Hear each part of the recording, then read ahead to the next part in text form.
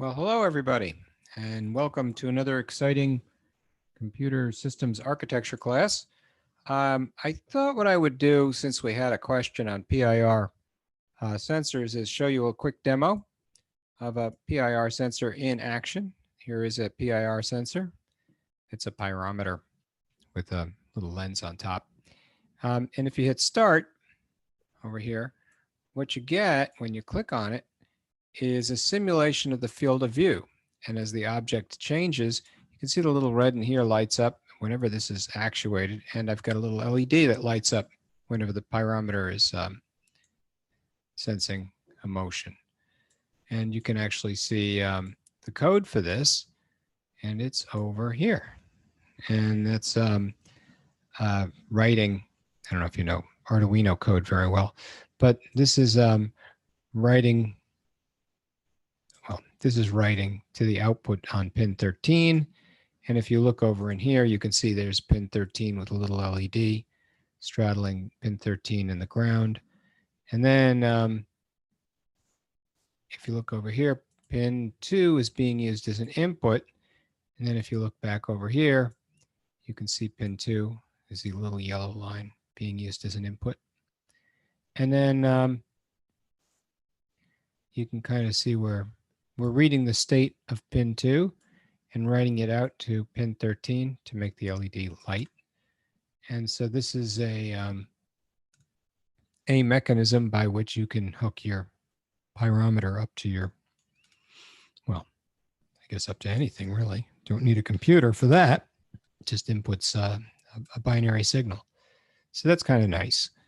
And when we take a look at the midterm, there's the PIR sensor, and we can see the detecting area. But now, because of the simulation, you can see how there's a way you can directly simulate the sensor, and you can find these in the shop over in Bannow 133. So we have a bunch of these sensors in the stockroom, along with Arduinos and such, in case you should ever need one. So I thought what I'd do is just kind of open the floor to any questions that you might have about the midterm. And I'll just kind of scroll through here, and if you run up against a question you have an issue with, you'll let me know and I'll just cover it. I want to I want to ask how many attempts do we have on the midterm? There are 2 attempts. Okay. And you get the highest grade of the 2. Some of the answers have no points associated with them. Like over here, question 5, some people had problems attaching an image. So that's because of that. And there is an answer to question 5. In fact, you can build a finite state machine that does exactly this with a couple of D flip-flops. But as it happens, some people had trouble uploading images, so I just gave it 0 points. And if you didn't submit anything for question 5, that would be fine. That'd be okay. Shoot, okay. You got any specific questions as I go? You let me know and I'll cover. So I'm just scrolling maybe too fast, but I think we did a lot of this already last time. But I'm sure there are still some questions.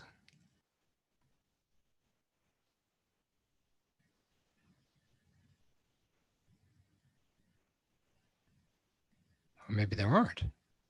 We're up to 19 already.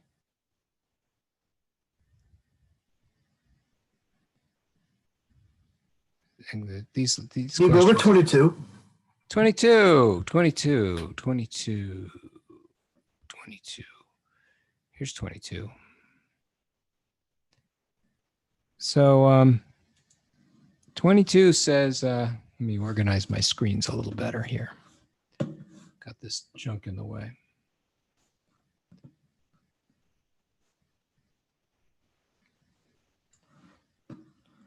So 22 is looking like we've got a couple of processing units, and they're both being fed from the same data pool and the same instruction pool.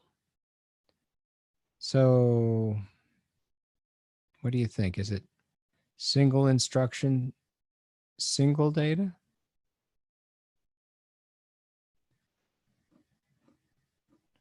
could it be? If they're being fed the same instruction, could it be multiple instruction, single data?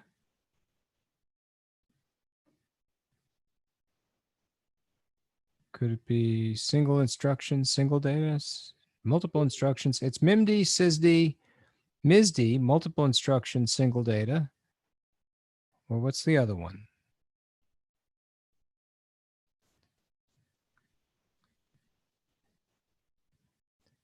Could it be MISD?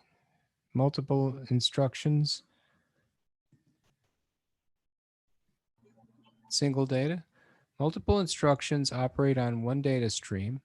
This is an uncommon architecture which is generally used for fault tolerance.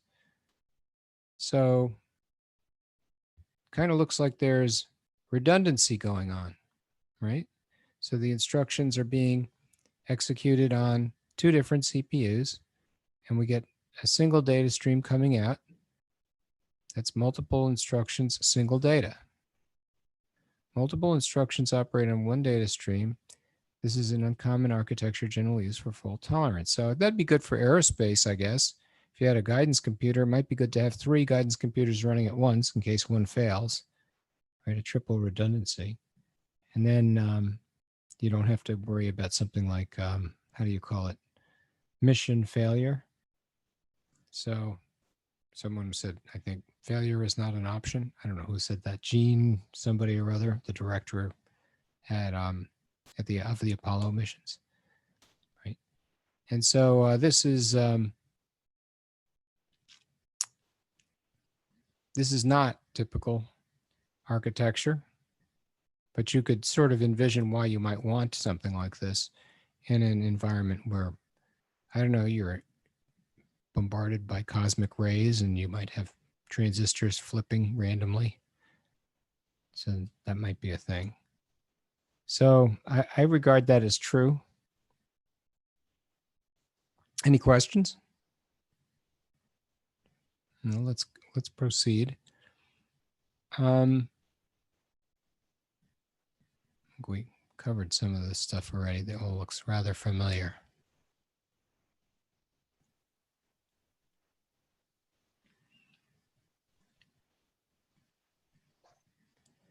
I'm just scrolling through, so you stop me if you want me to.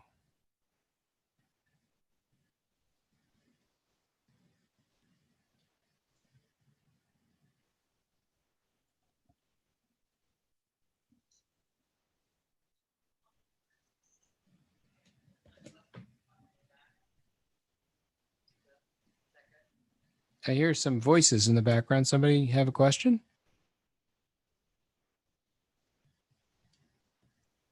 Oh, yeah, I was trying to get my thing to unmute. I Oh, don't sure. understand 35. Let me look. Question 35. Question 35. Oh, very good question. Very good question. Getting the following load cell to work requires an analog digital converter and a computer. So what is this? What's going on here? Well, these little traces that are running back and forth, these are physical wires mounted on a flexible membrane, which is then mounted on a load cell. Load cell consists primarily of a well understood material with a flexure, and as it flexes within the range of what might be called elastic deformation, it causes a change in resistance. So in the world of mechanics, right, we have two kinds of deformation. We have elastic deformation and plastic deformation. In elastic deformation, the mechanical object returns to its original shape. So for example, I hold in my hand a coffee cup. Okay, now I could squeeze the cup, and in fact, I can actually see it deflect a little bit, but it returns back to its original shape. Now, if I was really aggravated, I might squeeze it to the point where it doesn't return to its original shape. And if I keep going, it will, well, probably fracture and I don't know, cut my hand or something.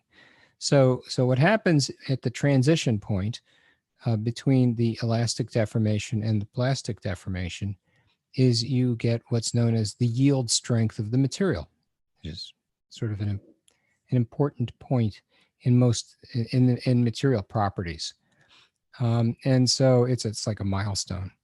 And what you have here is a voltmeter, which is measuring the differential voltage that goes between this resistor and that resistor and this resistor and that resistor. You can pull on it and then push on this, and you can push on this and pull on that. And what you'll do is you'll mount these things at the opposite ends, the top and bottom, left and right sides of the flexure. This will be some sort of a load cell device. So let me see if I can find a picture so you can see. Load cell. In case you've never seen one.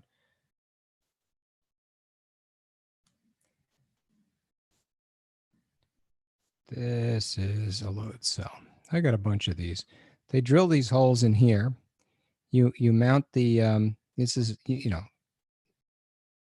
able to weigh, excuse me. I'm just gonna, you're able to, shoot. You're able to weigh 5 kilograms by deflecting on one side of the load cell.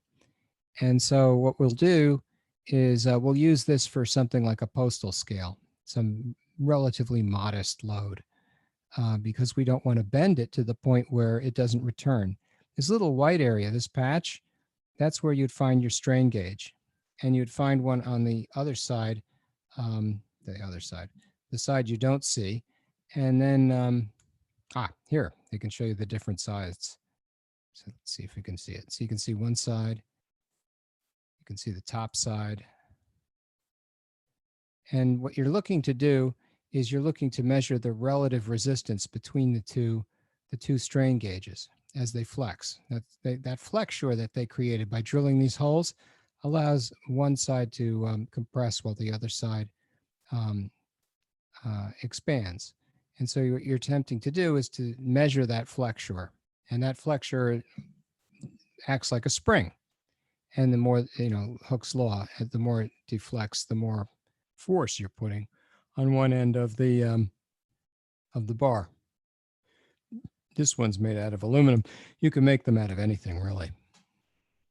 But aluminum is common and light, easy to flex. And they're not particularly, they're calibrated, but they're not particularly expensive. And you can buy them in different weight categories. If you have an electronic scale you stand on in the morning, it's got this sort of thing in it.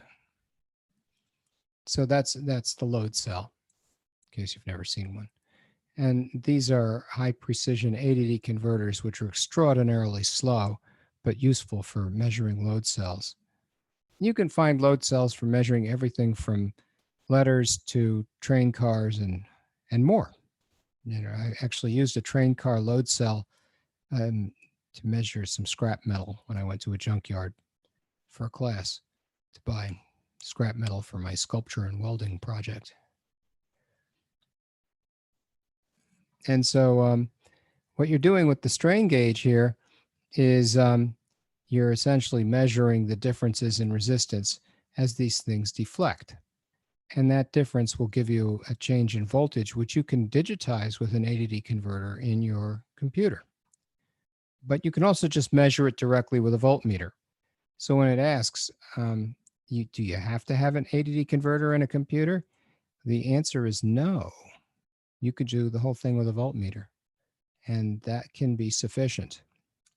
So in other words, the whole thing can be built as an analog device. You don't need to make this into a digital device. You don't need computers to use a load cell. So that sort of, it requires it requires things. No, it doesn't require. So that's false.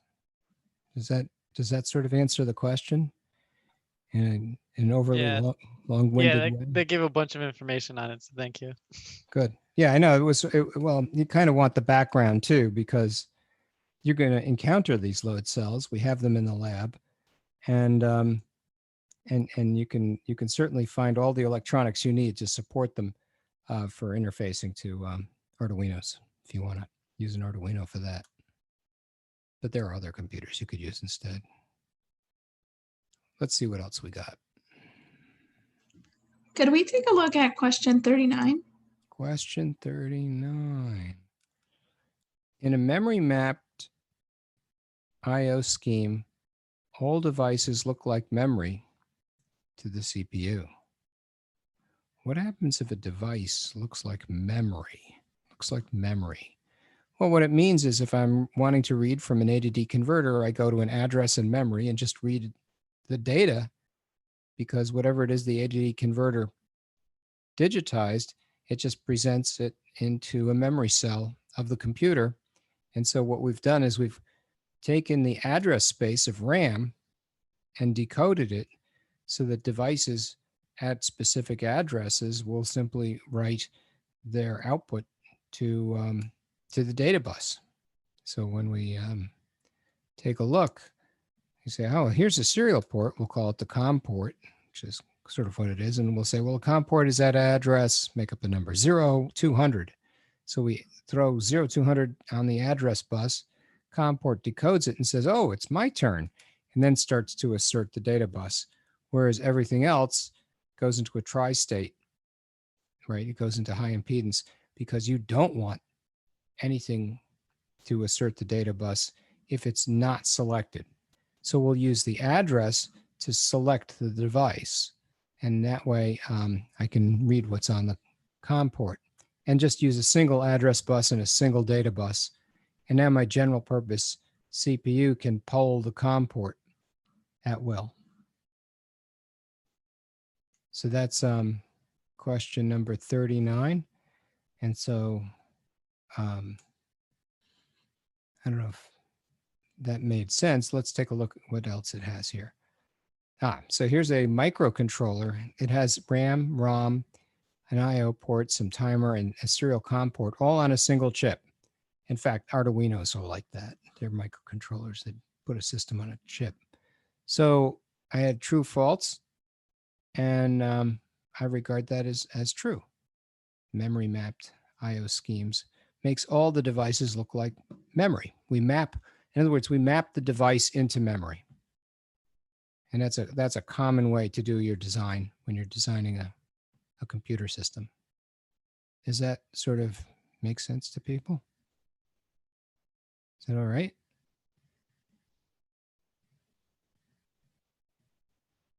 Well, I hope so. Anyway, let me see if I can bring up the chat box or something in case people just want to put in there.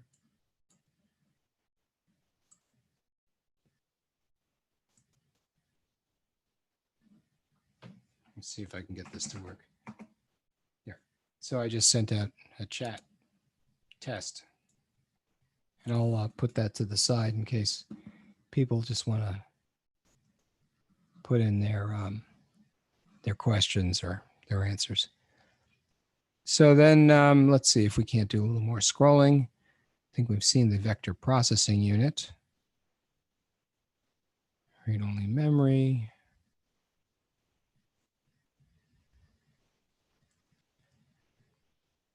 Gee, this looks familiar. Didn't we just do this? I'm pretty sure there are some questions that are repeated. Yep, in looks here. that way. It looks that Yeah. way. We'll call that a extra credit question or something. So it's a gimme, put it that way. Let's see now. What do we got here? Oh, Flint hardware taxonomy. That's very nice. What else is there? I guess I got to the end.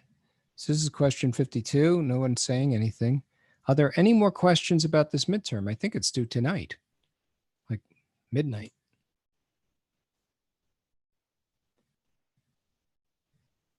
Going once. Going twice. And we're gone. No more questions for the midterm. That's it. We're done. What do you think of that? So what's after the midterm? And we got a homework. Let's take a look. Somewhere in here, there's a homework. I believe this is homework. Are we up to number 11 already? What's going on? Look at that. Homework 11 should be now available to you. And what we'll do is we'll hit begin so we can see it.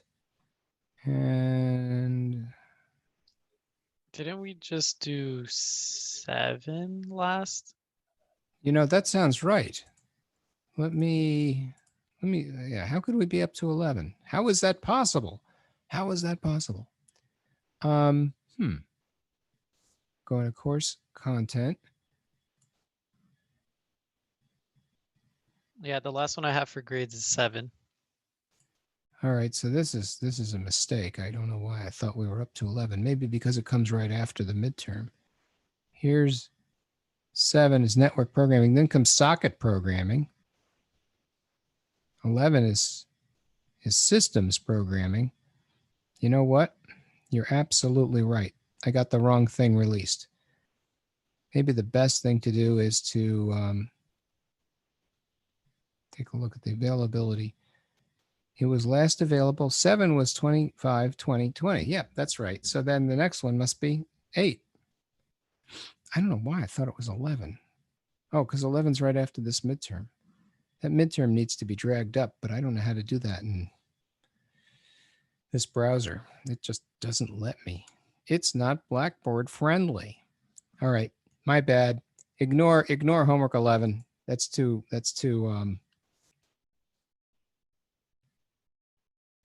far along. Let's go to homework 8 and make sure it's available now so you guys can follow along. Sorry about that. So it is October 29th. We'll make it available on the 28th. What happened? Yep. And then what we'll do is we'll display it until 1 week after the 29th, which is the 5th. That seems correct. And now 11/5/20 is when it'll be due. So that gives you a week. Now, if I hit submit, I think you'll see it. And that's on socket programming. Let's see if that's Yeah, it's something. there now. It's there. Okay, good. Good. So if I click on this socket programming and then hit begin, I should be able to see. Yep, there we go. It's there.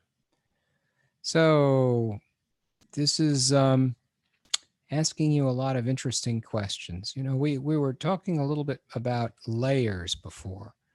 There's 7 layers in the OSI ISO model of networking, right? So that would be the physical layer, the data link layer, the network layer, the transport layer. And if you think about it, physical layer, that's bits, okay? Group the bits together to make link access protocol like PPP and such.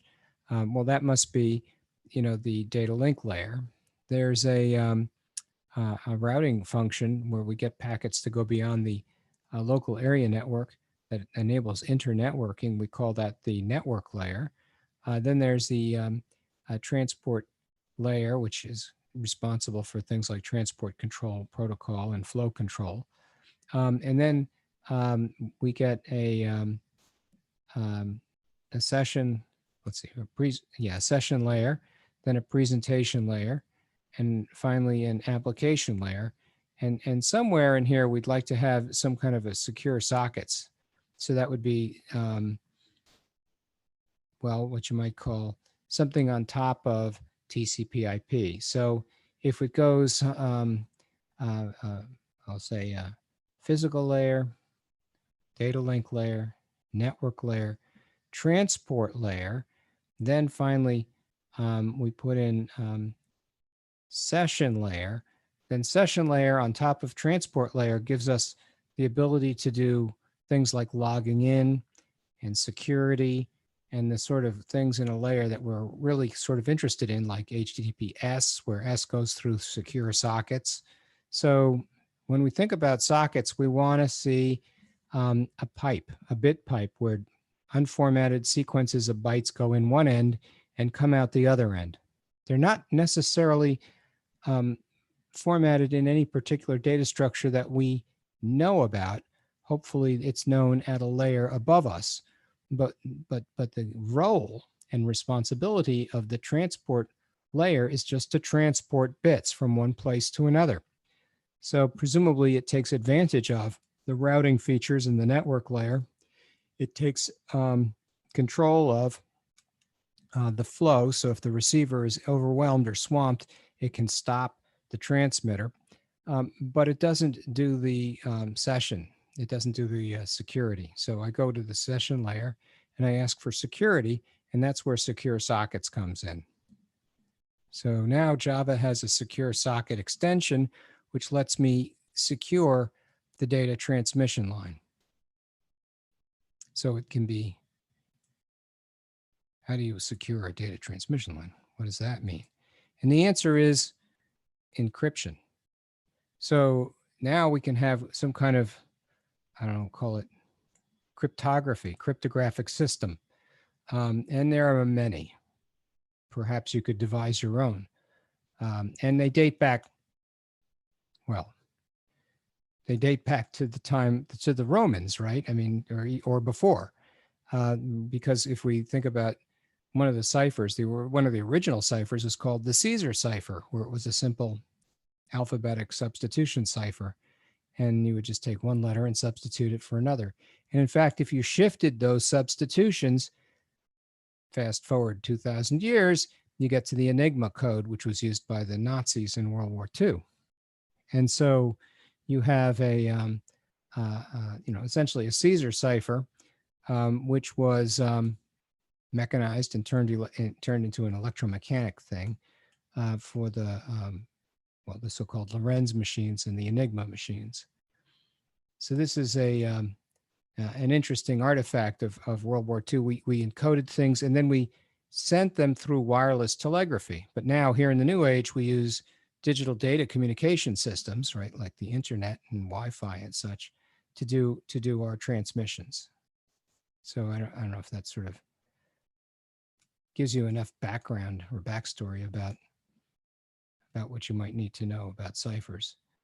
There's a lot to know. I mean, it's just kind of a deep topic, actually. And I was just reading a book on it. So there's no end in sight. In fact, one of the original decoding systems used in World War II was a machine with 1,800 tubes, 10 times smaller than ENIAC, called Colossus. And Colossus was the secret project at Bletchley Park over in the UK for decoding the various ciphers that they encountered. And it helped to shorten the war, if not to win the war. Because we were reading, well, they were reading all their ciphers.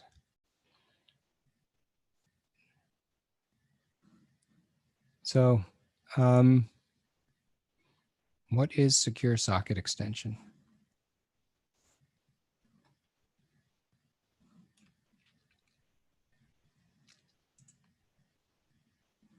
Any ideas?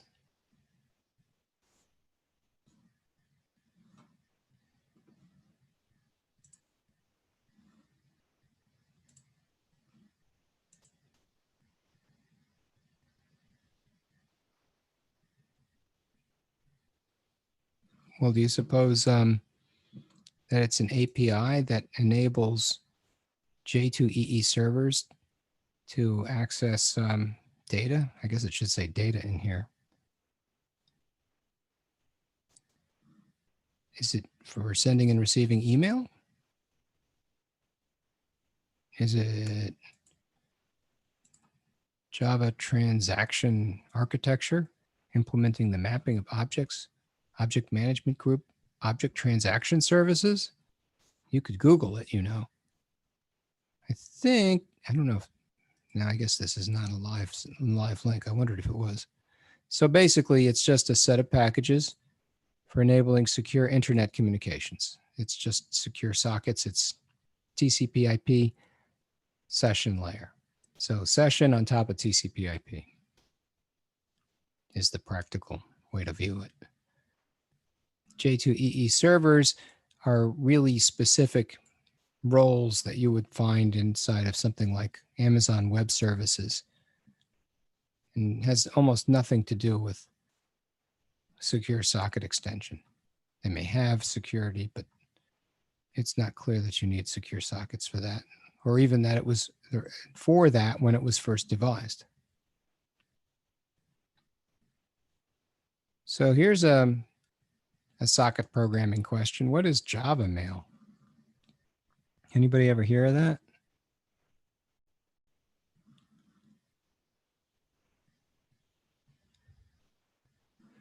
Could it be a class that can be manipulated by tools and composed into applications? What are Java beans? What's that? A Java beans component must adhere to certain property and event interface conventions. What is that? What's a Java bean? Anybody ever hear of beans? Java beans? No? So this beans are components that are written for Java that allow interchangeable software parts. And they have rather little to do with Java mail. They're a separate entity in and of themselves. Oftentimes people think the Industrial Revolution was about steam engines, but in fact I claim it was about interchangeable parts. That was a thing that software engineers have always looked to be able to do, and that's what Java beans intended them to be able to do, but it has nothing to do with Java mail. Here's one, an API for sending and receiving mail. I like that. It sounds kind of self-evident. A framework for building server-side user interfaces. Well, that has nothing to do with that. A mechanism for converting between string-based markup generated by Java server pages.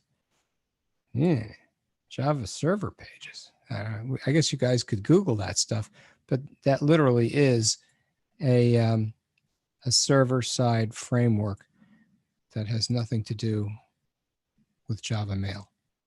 So your best answer here is an API for sending and receiving mail.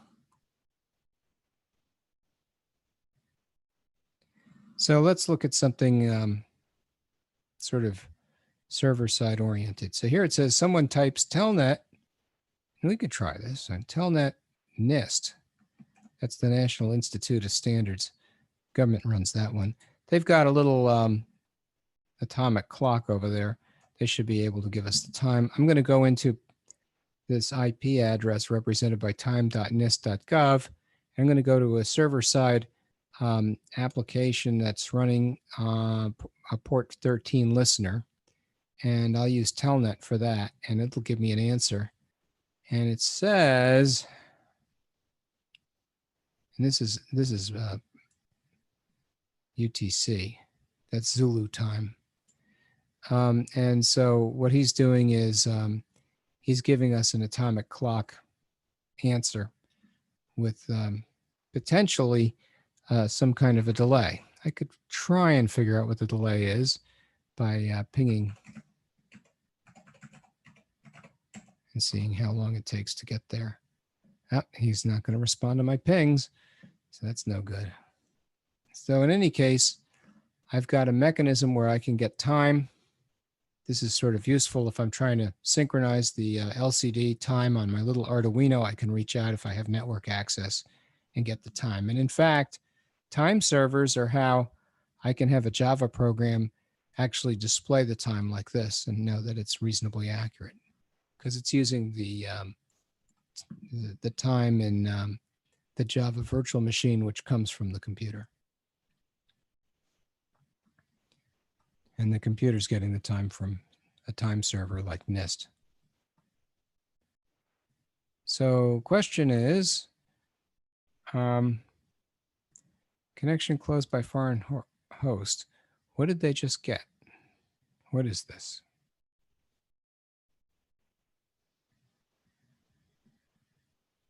Is this the daytime protocol on TCP/IP port and TCP port 13?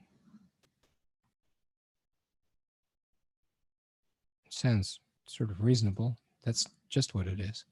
Is it the time.nist.gov, a generic name that will continue to point to NIST time servers on a round-robin basis? So there's a bunch of machines, and we don't know which one is answering, but one of them is going to respond. The answer is yes. They get hammered by a lot of requests like this. Is it an old school method of communication replaced by network time protocol? That's also true. Network time protocol now gives us a mechanism whereby we can get this data more efficiently instead of having to try and parse the ASCII that's coming back. And so the answer on that one is all of the above. And it's good to be able to write programs that can do, you know, an interrogation of NIST and come up with an actual time.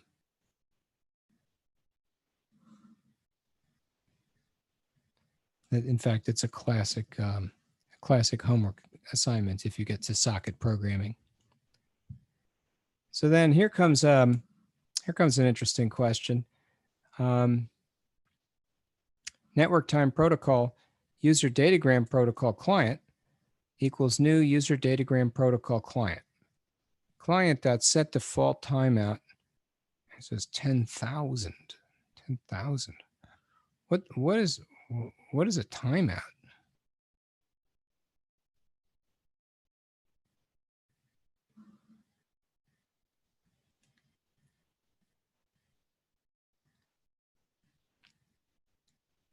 Any ideas?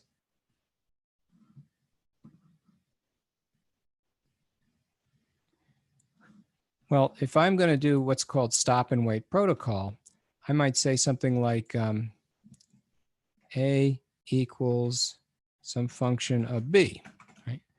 That stop and wait protocol says if I don't evaluate f of B, I cannot evaluate the assignment and value the content of A.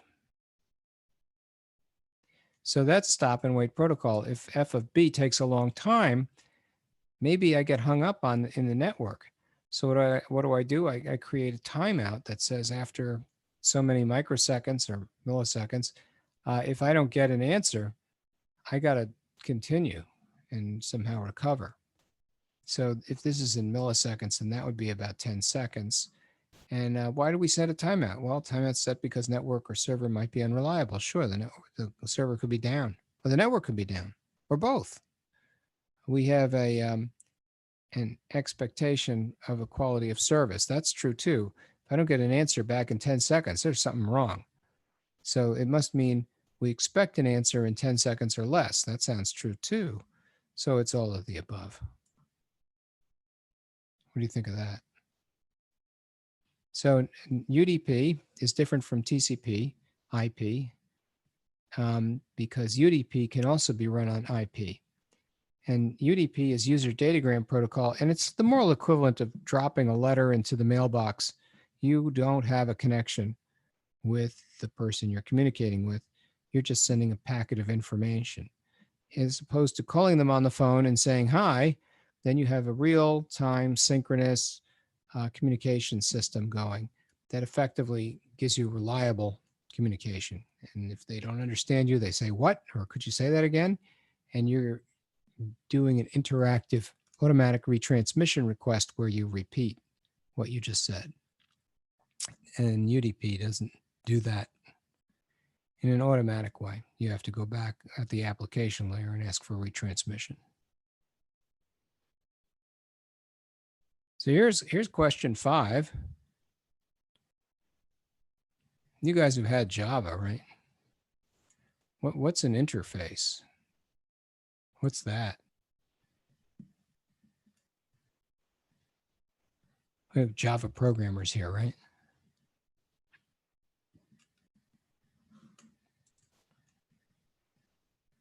Have you never seen an interface before? Is that sort of new?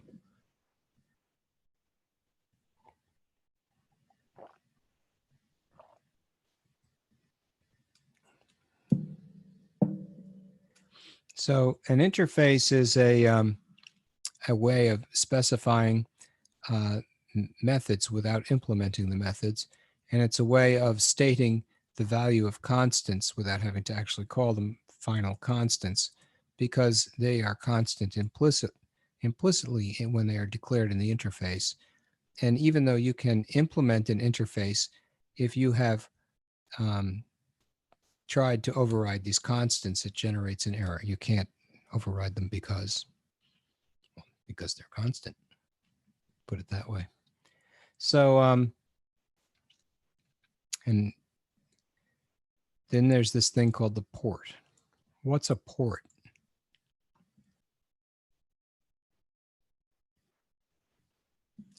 Well, we just saw a port, right? This is port 13. If I wanted to, I could telnet to www.docjava.com and go to port 80. And then I could type in get, and then it returns some HTML. So port 80 is giving me a different service. It's giving me the HTML server, which is really my web server called Apache running on Ubuntu. So at some level, each port can have a different service, right? So if I go to Etsy services, for some reason, the slash didn't work. Probably because I had. There we go. So now we can see port 13 is day and time protocol. We can see it's associated with a specification described in the request for comments number 867, which is quite old, actually. This is a very old protocol.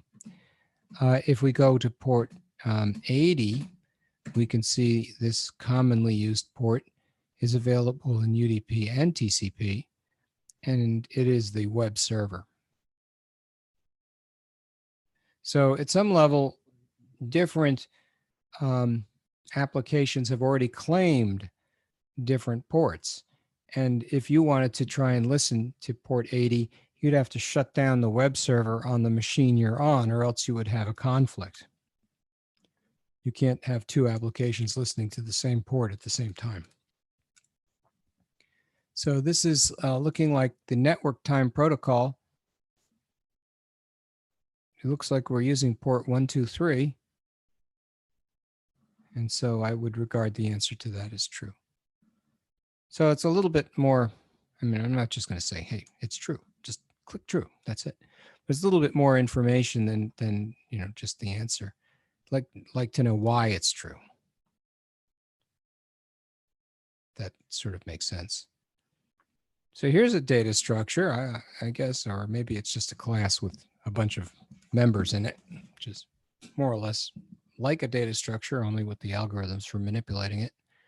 And looks like there's some packet in here called the message, and then a list of comments and some kind of a delay, which I guess is in milliseconds. And this must mean that the time it takes to get the response is part of the answer.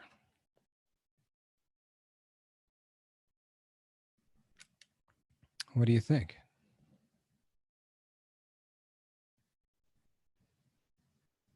Well, I got the return time. So it seems to me like, yes, we get to know how long it takes to get our answer. We know the delay involved We know the return time. We get a feeling for how long it takes. So if answers take a long time, we get a feeling for that. We can determine if the machine is slowing down. So here's something called import, and it says UDP client, network time protocol utils, version 3 packet, time info, timestamp. This must mean the code comes from a jar file, perhaps commons.net.1.4.1.jar. And if you ever have a question like that, you can take something like this and just kind of copy it and put it into the Google and just hit enter and see what's in there. It looks like there's an overview. Once you see that, you're going to see all the different things that are in it. And sure enough, you're going to find all of the different stuff that we're talking about here in this question. So what you can do if you're of a mind is you can proceed to Google this package name and see what kind of packages are in it. And so once you find them, you could say, yep, that's true, because they're in there. And it'll get you kind of looking up packages so that you can learn how to use them yourself next time you want to do a little network programming. So here's something called number format. Number format. And it says it's using the java.text.decimal format 0.00. That must mean strings are formatted as numbers 0.00. Does that sound right to people?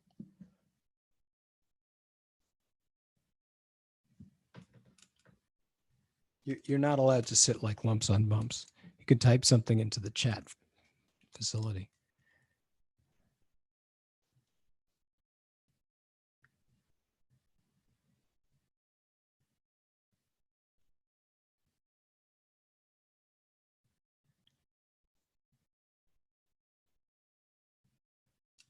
So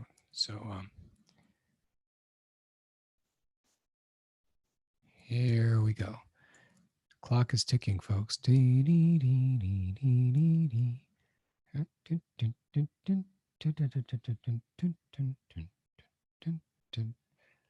one wants to say anything? Really? I think we sent some chats to the chat. Is it in the chat? Maybe I'm not seeing the chat. Is it possible? As I'm looking at my chat right now and I'm not seeing it. See, here's the chat. Where is the chat? Isn't this it? Hello. Are you seeing my chat? No, we can't see it. Oh, wow. Okay. Maybe I'm just Zoom challenged. This is terrible. So there's this thing here. It says more. I don't see anything in here about chats. And then there's this thing over here. I don't see anything in here about chats. Wow. I'm bummed. Wait. I found it. It's there. So someone says, wouldn't it turn a number like 84 into 84.00? I don't think so. It makes it into a number like 4.00. But you could test it. You could test this. Right? So you could say, let's do this.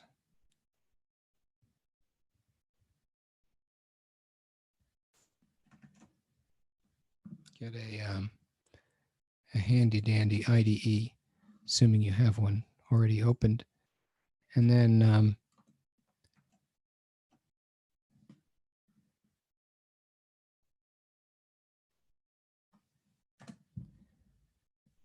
Alt Enter should import. And now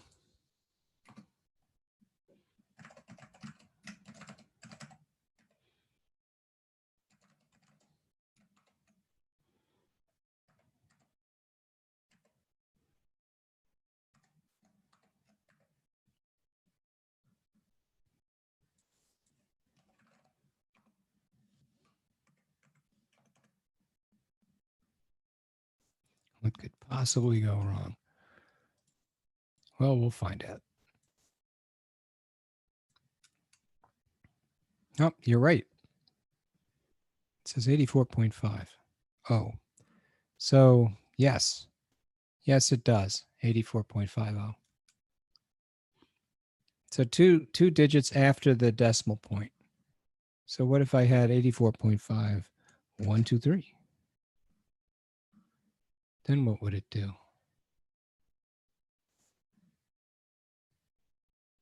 Truncates it. That's what I thought. And what if I had 84.19? Would it round it? I don't think it would round it. I think it would still truncate it. Yep. Oh no, it rounded it. Look at that. It rounded it. So there you go. Rounds it. That's good to know.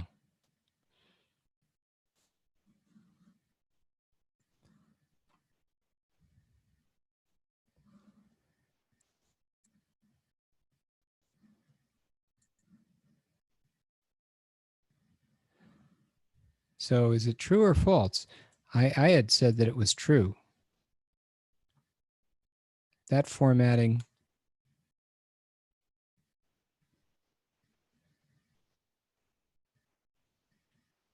I guess it takes it, you have to take it by how it's intended. That is the formatting for 0.0084.50. So I think true is still okay. But it's interesting. It's rounding. I didn't realize it rounded. That's cool. So it says here there's in network time protocol, there are 3 levels of strata. 3 levels of strata means 3 layers. So there are these atomic clocks, and then there's a bunch of servers, and then there's more servers that are getting their time, and then they communicate with each other. And if you wanted to, sort of look this up, you would find that's false. You would see that there's actually 15 layers of strata because so many people request the time from NIST so frequently that it would be practically a denial of service attack if they didn't have enough servers for everybody. Everybody wants the time. Everybody wants the time. It's just all the computers in the world, all this other stuff, they all want the time. So that's why they've created so many servers.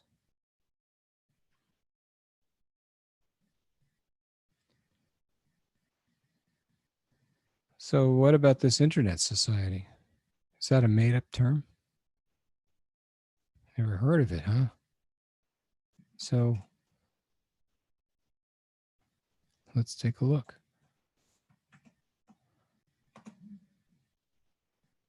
It exists. The Internet Society. Look at that. It exists. So it says here it's to provide leadership in internet-related standards, education access, promote the open development and evolution of the internet throughout the world. So it exists. It's in Reston, Virginia. Is it a made-up term? The answer is no. It's not made up. It's a real thing. So then what is this RFC I've been learning about? RFC is this question here. And I know we saw the RFC briefly. There's an RFC for network time protocol.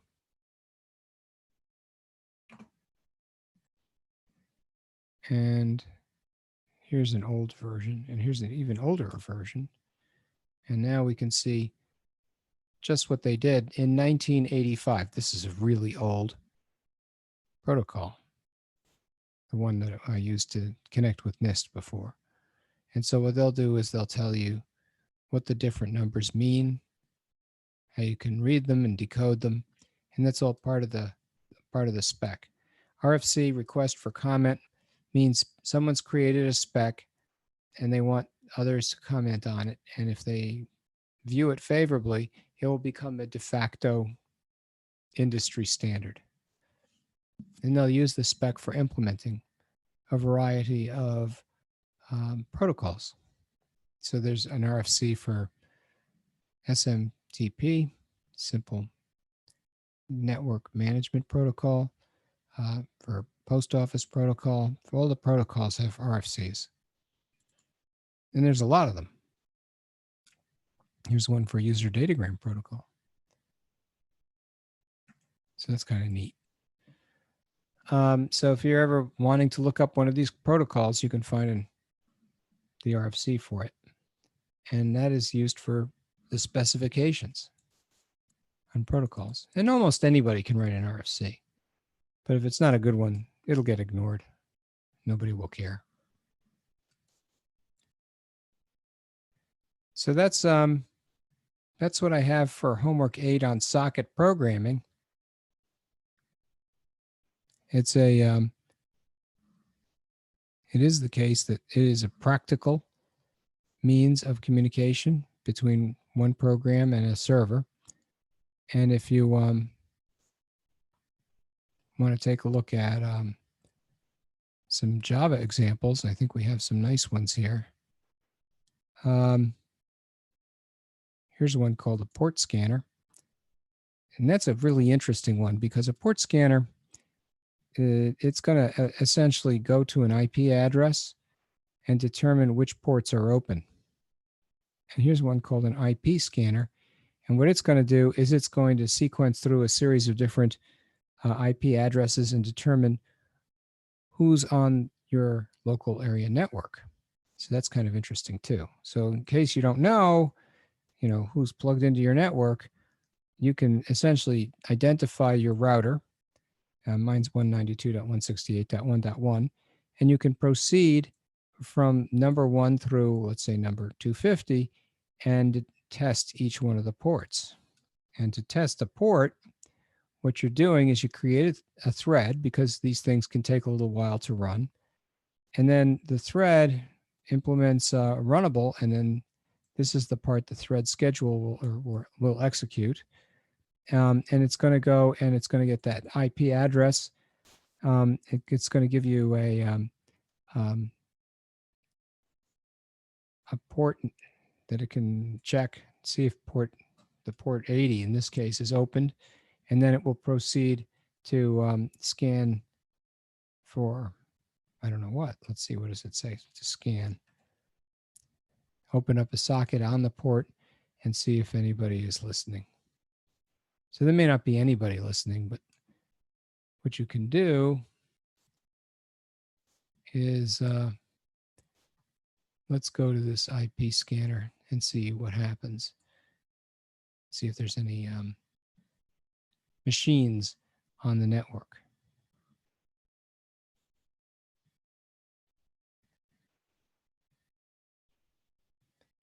In principle, it should be printing, right? Here, let's start off with a print statement.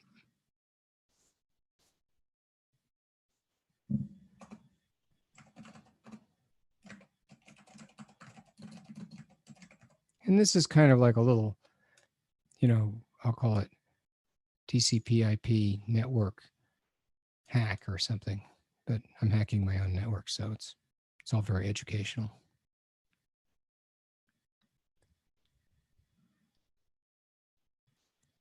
Oh, there we go.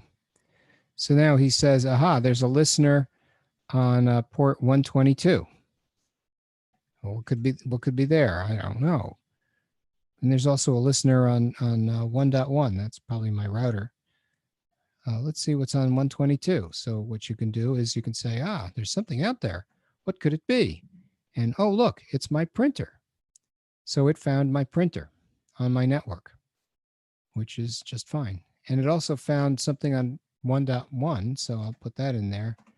And that's my router. So there are 2 web servers sitting on my local area network. One is the router, which gives me a web server interface to control the router, and the other one is my my printer. So my TCP/IP port scanner is essentially doing socket programming. So that's sort of an interesting thing, right? And we can see that they're on port 80. I wonder what other ports are open on my laser printer. For that, I use a port scanner. So I'm sort of interested. I don't know. I think I can go and put the IP address in for the name and do get by name, but I probably have to call new INET address. But let's just see what happens. And he's going to scan each one of the ports, making a new instance of the port based on the host, and the first port and the last port. And then he's going to scan each one of the ports with a little thread. And in principle, unless I have a problem trying to make a new instance of an internet address based on the out of memory. Really? So he says here, I've got stuff on these various ports. Probably the thing to do is to give myself a little bit more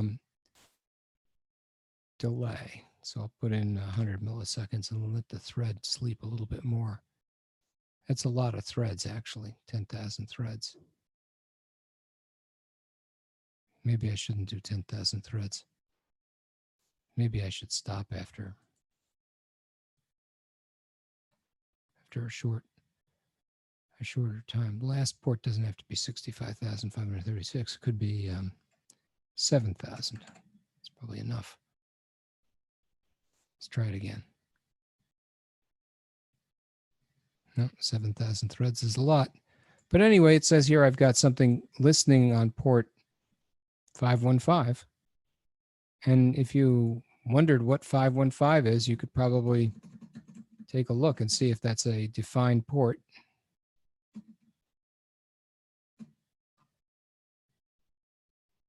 And it says here it's the spooler for a printer. So that sort of makes sense. The other thing he says is I've got 443. Kind of wonder, oh, what could that be? 443. So I can scroll back and take a look.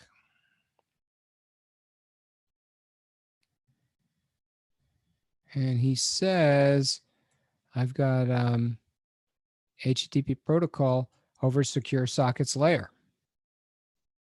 So that's cool. That's cool. I can communicate directly to my printer on secure sockets. And then he says I'm also on port 280. I don't know what that is. I kind of knew what the other ones were, but 280, I'm not so sure. 280 is, Hypertext Transfer Protocol Management Protocol. So he knows that too. That's cool. And then he says he's on port 23, which I think is like a telnet port, only secure or something. I'm not quite sure what that is. So let's look at port 23. And he's saying, yeah, it is telnet protocol. So telnet protocol. Whoa. So I wasn't expecting that, right? I'm hacking into my own printer, so it's okay, right? This is my printer. I own this printer. I can do what I want with my printer. Telnet over to port 23 on my printer. And what does that buy me? Look at this. I can have a chat with my printer. I wonder how he's doing today. He has a menu. Well, look at this. I can look at, okay, I had no idea I could do this. So I can look at my TCP IP menu. I can print my main settings. And I discovered it all by hacking into my own printer, which is totally okay, in case people wonder about that. You can always hack into your own printer. In fact, if I forgot my password to my printer, and this has actually happened to me, a friend of mine comes to me, he says, I bought this wonderful printer. He says, I don't know the password. I bought it used. I said, well, we'll write a hack program. We'll get in. It took me about 10 minutes. We write a hack program. Within the hour, we had guessed the password, and he was using his printer happily. So that's kind of like a white hat hacking thing. This is hacking for good, as opposed to hacking for bad or something. So that's interesting, right? Because now you can see what ports are open, what services are provided, and you gain access to services you might not even have known that you had on your printer. So first thing I did was I scanned for TCP/IP web services on my own network. Found my printer, which I kind of knew was there anyway. I mean, it's pretty obvious. If it's your printer, you know it's there. And if I go to my hosts table, I can probably find it. Yeah, there it is. Sure. I knew my printer was there. It's fairly well known. LaserJet, he's out there. And then, and that'll change, right? You might have printers that are off that are not even showing up. I know I do.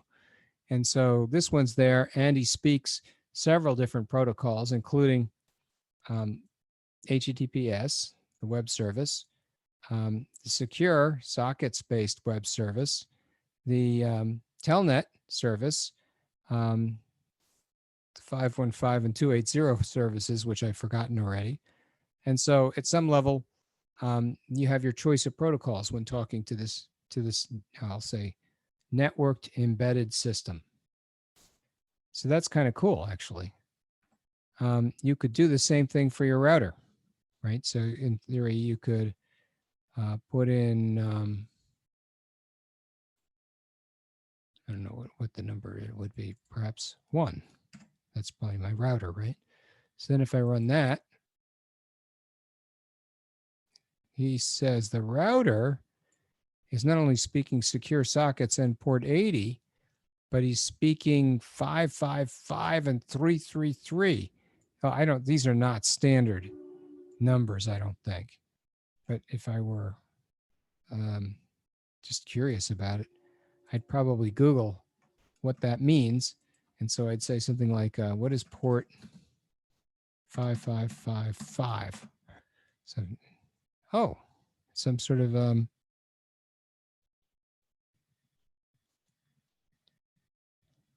soft virtual private network. Well, that's cool. VPN. I didn't know that. See, learned something new about my little router. It has a virtual private network. Probably gets to talk to people. Or maybe they're spying on me. Ooh, that's scary, actually. And let's see what else we got here. 3333. I don't know what that is. So I got to use the Google. You see, you learn so much from this stuff. You really do. So here's 3333, hacking my own router. And he says, Trojans, a worm that exploits MS Windows. Buffer overrun opens an FTP server on port 333. See, now that's not good. That's not good. So what that means is that somebody has hacked my router a little bit, and I've got to go and close that. I didn't even know that was there. Wireshark. Network caller ID service. Don't know. This looks like a very bad thing. That we could, by dissection, find a security hole in my router. This is bad, actually. I have to close this port. So having said that, I don't know how they got in and set this port, but now I find that, I've been hacked. This is terrible. So I'm going to go and close that. And this is one of the reasons you might like to scan for your ports and see what's going on. So it's Cybersecurity Month. Oh boy, this is a timely topic. So with our TCP/IP socket programming, the professor was able to discover that he'd been hacked on port 3333. I think this is really bad. So anyway, on that note, on that uplifting note, you now have a little insight into how to do a little bit of network programming. And it's kind of a big topic, and you can take a whole course on this. And in fact, we have a course whose number used to be CR320, computer network programming, but because of the renumbering system, they've changed it. And I'll be offering that course next semester. So this is my little advertisement for the computer network programming course. And if you think this is interesting, you should take the course because, well, I think it's kind of an interesting topic. And And besides, it allowed me to discover evil Trojan thingies in my router. This is bad. Okay. So having said that, I think what we'll do is we'll call it quits for the class. I've gone through the homework. It's due next week. And I hope you guys stay safe and have a nice day. Thank you. Thank you, Professor. Thank you. Thank you, Professor. Thanks. Thank you, Professor. This is Thank you, Professor. sure thing.